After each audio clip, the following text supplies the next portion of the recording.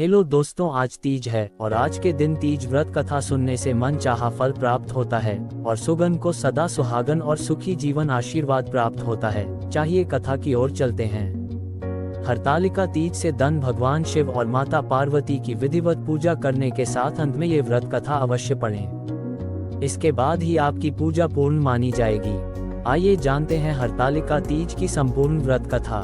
अखंड सौभाग्य और सुखी वैवाहिक जीवन के लिए सुहागिन महिलाएं इस दिन निर्जला व्रत रखकर माता पार्वती और शिव की विधिवत पूजा करती है। इसके साथ ही प्रदोष काल के समय माता पार्वती शिव जी की विधिवत पूजा करने के साथ कथा पढ़ने का विशेष महत्व है। हिंदू पंचांग के अनुसार भाद्रपद मास के शुक्ल पक्ष की तृतीया तिथि को हरतालिका तीज का व्रत रखा जाता है। इस दिन केले के पत्ते बंधनवार से एक मंडप तैयार किया जाता है। इसमें मिट्टी से भगवान शिव पार्वती की मूर्ति बनाकर स्थापित किया जाता है। इसके बाद फूल, माला, चंदन, धूप, दीपक आदि चढ़ाया जाता है। इसके साथ ही मंत्रों का जाप करने के बाद अंत में हरतालिका तीज का व्रत जरूर करें।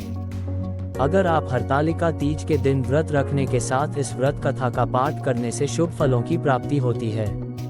आइए जानते हैं हरतालिका तीज की संपूर्ण व्रत कथा। पौराणिक मान्यता के अनुसार कैलाश पर्वत में भगवान शिव माता पार्वती के साथ नंदी और अपने गणों के साथ बैठे हुए थे। इस अवसर में मां पार्वती ने शिव जी से पूछा कि हे महेश्वर, मैंने वह कौन सा पुण्य किया था जिसके कारण आप मुझे पति के रूप में मिले। आप तो अंतर्यामी है, तो आप मुझे अवश्य इस बात को बताएं। इस बात को सुनकर शंकर जी कहते हैं कि हे देवी, आपने तो अति उत्तम पुण्य का संग्रह किया था जिससे आपको मैं प्राप्त हुआ था। आपने भादो मास के शुक्ल पक्ष की तीज के नाम में प्रसिद्ध है। शिव जी ने कहा, हे गौरी, पर्वतराज हिमालय पर स्थित गंगा के तट पर तुमने अपनी बाल्यावस्था में 12 वर्षों तक अधोमुखी होकर घोर तप किया था। इतनी अवधि तुमने अन्न न खाकर पेड़ों के सूखे पत्ते चबाकर व्यतीत किए। माघ की विकराल शीतलता में तुमने निरंतर जल में प्रवेश करके तप किया। वैशाख की जला देने वाली गर्मी में तुमने पंचाग्नि से शरीर को तपाया। श्रावण की मूसलाधार वर्षा में खुले आसमान के नीचे बिना अन्न जल ग्रहण किए समय व्यतीत किया। तुम्हारे पिता तुम्हारी कष्ट साध्य तपस्या को देखकर बड़े दुखी होते थे। तब एक दिन तुम्हारी तपस्या को देखकर नारद जी तुम्हारे घर पधारे। तुम्हारे पिता ने हृदय से अतिथि सत्कार करके उनके आने का कारण पूछा।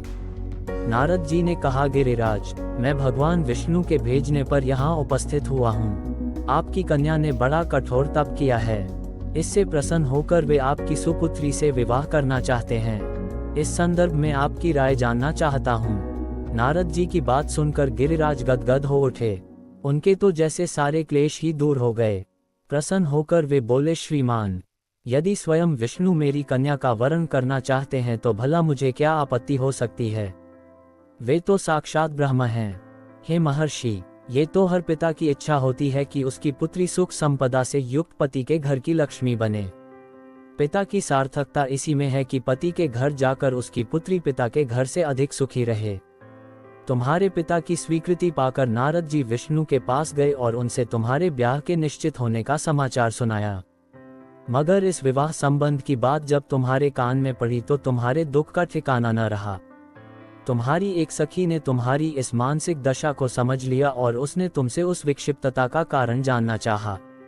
तब तुमने बताया, मैंने सच्चे हृदय से भगवान शिव शंकर का वरण किया है, किंतु मेरे पिता ने मेरा विवाह विष्णु जी से निश्चित कर दिया। मैं विचित्र धर्म संकट में हूँ। अब क्या करूँ? प्राण छोड़ देने के अतिरिक्त अब कोई भी उपाय शेष नहीं बचा है।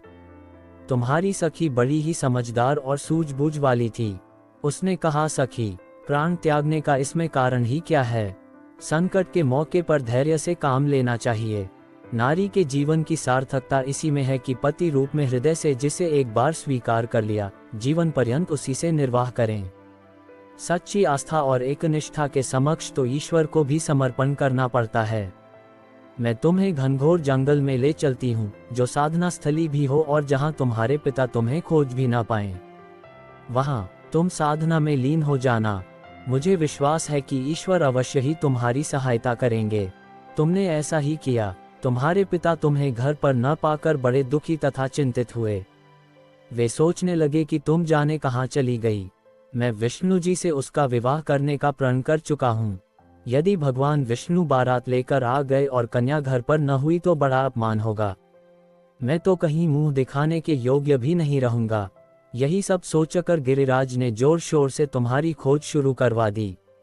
इधर तुम्हारी खोज होती रही और उधर तुम अपनी सखी के साथ नदी के तट पर एक गुफा में मेरी आराधना में लीन थीं। भाद्रपद शुक्ल तृतीया को हस्त नक्षत्र था। उस दिन तुमने रेत के शिवलिंग का निर्माण करके व्रत किया। रात भर मेरी स्तुति के गीत गाकर जागी। तुम्हारी इस कष्ट साध्य तपस्या के प्रभाव से मेरा आसन डोलने लगा। मेरी समाधि टूट गई। मैं तुरंत तुम्हारे समक्ष जा पहुंचा और तुम्हारी तपस्या से प्रसन्न होकर तुमसे वर मांगने के लिए कहा। तब अपनी तपस्या के फल स्वरूप मुझे अपने समक्ष पाकर तुमने कहा, मैं हृदय से आपको पति के रूप में वरण कर चुकी हूँ। यदि आप सचमुच मेरी तपस्या से प्रसन्न होकर आप यहाँ पधारे हैं तो मुझे अपनी अर्धांगिनी के रूप में स्वीकार कर लीजिए। तब मैं तथास्तु कहकर कैलाश पर्वत पर लौट आया। प्रातः होते ही तुमने पूजा की समस्त सामग्री को नदी में प्रवाहित करके अपनी सहेली सहित व्रत का पारणा किया। उसी समय अपने मित्र बंधु व दरबारियों सहित गिरिराज तुम्हें खोजते खोजते वहां आ पहुंचे और तुम्हारी इस कष्ट साध्य तपस्या का कारण तथा उद्देश्य पूछा। उस समय तुम्हारी दशा को देखकर गिरिराज अत्यधिक दुखी हुए और पीड़ा के कारण उनकी आंखों में आंसू उमड़ आए थे। तुमने उनके आंसू पोंछते हुए विनम्र स्वर में कहा, पिताजी, मैंने अपने जीवन का अधिकांश समय कठोर तपस्या में बिताया है।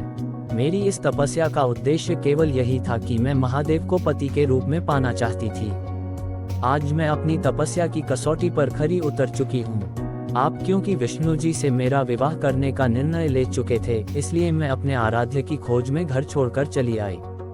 अब मैं आपके साथ इसी शर्त पर घर जाऊंगी कि आप मेरा विवाह विष्णु जी से न करके महादेव जी से करेंगे। गिरिराज मान गए और तुम्हें घर ले गए। कुछ समय के पश्चात शास्त्रोक्त विधि विधान पूर्वक उन्होंने हम दोनों को विवाह सूत्र में बांध दिया। हे पार्वती, भाद्रपद की शुक्ल तृतीया को तुमने मेरी आराधना करके जो व्रत किया था उसी के फलस्वरूप मेरा तुमसे विवाह हो सका। इसका महत्व यह है कि मैं इस व्रत को करने वाली कुंवारियों को मनोवांछित फल देता हूँ। इसलिए सौभाग्य की इच्छा करने वाली प्रत्येक युवती को यह व्रत पूरी एकनिष्ठा तथा आस्था से करना चाहिए। दोस्तों, कैसी लगी कहानी? अच्छी लगी हो तो चैनल को सब्सक्राइब शेयर जरूर करें। धन्यवाद।